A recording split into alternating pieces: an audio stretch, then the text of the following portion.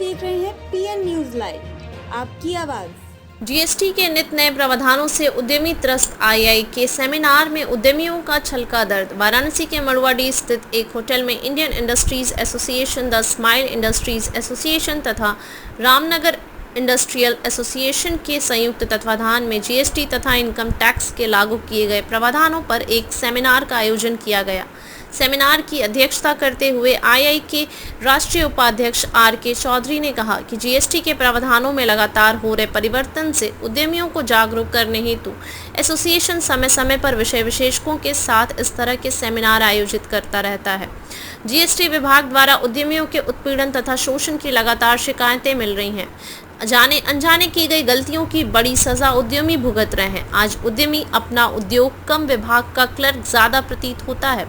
प्रति माह तमाम विभागों द्वारा उद्योग से संबंधित जानकारियां कंप्यूटर के माध्यम से ऑनलाइन देनी होती है। विभाग इसे भी संतुष्ट नहीं होता है। उनके कार्यालय जाकर संबंधित प्रपत्रों की हार्ड कॉपी भी देनी पड़ती है। सरकारी विभाग सरकार की घोषित नीति इज ऑफ डूइंग बिजनेस का खुलेआम मजाक उड़ा रहे हैं। इस सेमिनार के आयोजन से उद्यमियों को निश्चित जीएसटी तथा इनकम टैक्स के नियमों एवं कानून की अद्यतन जानकारी का लाभ मिलेगा। सेमिनार के प्रारंभ में द स्मॉल इंडस्ट्रीज एसोसिएशन के अध्यक्ष राजेश भाटिया ने अपने स्वागत उद्बोधन में विषय विशेषज्ञ विद्वान चार्टर्ड अकाउंटेंट जी.टी. दुबे की प्रशंसा करते हुए कहा कि उद्यमियों को आयकर तथा जीएसटी के नवीनतम प्रावधानों की जानकारी सरलतम तरीके से देने की शैली के हम सभी कायल हैं। उन्होंने विद्वान एडवोकेट शुभम श्रीवास्तव सीएस का स्वागत करते हुए कहा कि वाराणसी में कमर्शियल कोर्ट की गतिविधियों के बारे में संपूर्ण जानकारी से आज हम सभी अवगत होंगे। वाराणसी में कमर्शियल कोर्ट की स्थापना का हम सभी स्वागत करते हैं।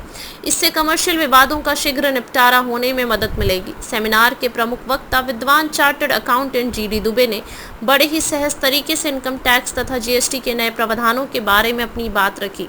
उन्होंने कहा कि सरकार द्वारा घोषित नया टैक्स रिज्यूम पूर्व से ज्यादा फायदेमंद है। इसमें टैक्स के स्लैब तथा स्टैंडर्ड डिडक्शन की सीमा दोनों को ही बढ़ा दिया गया है। सभी को नया टैक्स रिज्यूम के माध्यम से रिटर्न दाखिल करने की सलाह दी। लॉन्ग टर्म कैपिटल गेन के बारे में उन्होंने कहा कि इसमें टैक्स रेट 20% से घटकर 12:50% कर दिया गया है, परंतु इसमें इंडेक्सेशन को हटा दिया गया है। इंडिविजुअल तथा एचयूएफ के लिए यह ऑप्शनल रखा गया है। इसी तरह लॉन्ग टर्म कैपिटल गेन की अवधि 36 महीने के बजाय 24 महीने कर दी गई है। जीएसटी में नए प्रावधानों के बारे में बताते हुए उन्होंने कहा कि हर बार आईटीसी के प्रावधानों में बदलाव हो जाता है। लगता है कि इसके बिना बजट ही पूरा नहीं होता है। इस बार भी आईटीसी के सेक्शन 16 में पुराने कर प्रावधानों के साथ साथ 2 नए प्रावधान 5 और 6 जोड़ दिए गए हैं। इसमें 2017-18 से 2020-21 की आईटीसी यदि 30.11/11/2021 तक ली गई है तो उसे मान लिया गया, परंतु इसी मध्य में जमा ब्याज, पेनाल्टी तथा रिफंड आदि के बारे में कोई स्पष्टता नहीं है।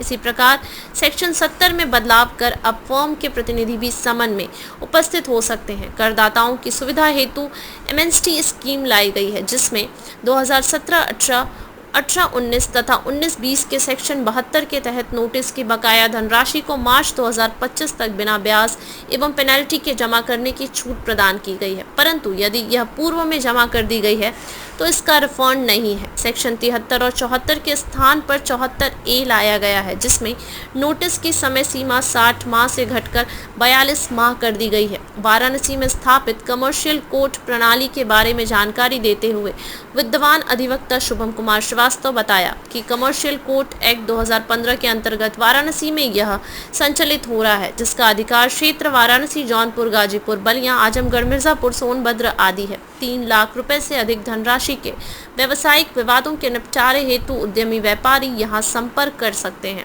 सेमिनार में मऊ, जौनपुर, गाजीपुर, मिर्जापुर, भदोही, आजमगढ़ सहित आसपास के सभी जिलों के औद्योगिक संगठनों के प्रतिनिधि उपस्थित रहे, जिसमें मऊ से भवानी शंकर थरट, बालकृष्ण थरट, गाजीपुर से वरिष्ठ सिंह यादव सहित सभी उपस्थित रहे।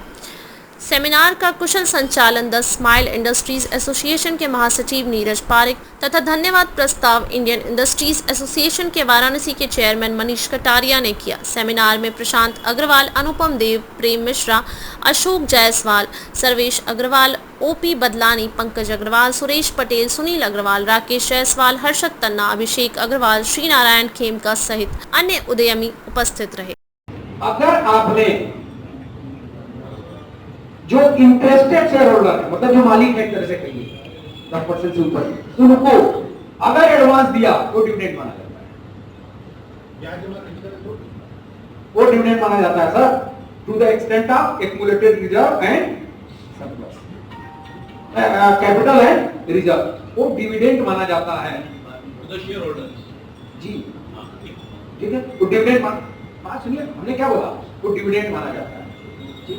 तो कंपनी क्या करती थी, जब कंपनी के पास सरप्लस पैसा है तो देने के लिए शेयर होल्डर को उनके शेयर को खुद खरीद देती थी, जिसको बाईबैक बोलते हैं। कंपनी ने, जैसे मान लीजिए उस कंपनी में आपका 1 लाख का शेयर है, कंपनी आपको अगर एडवांस देगी तो क्या होगा, डिविडेंड मान लिया जाएगा।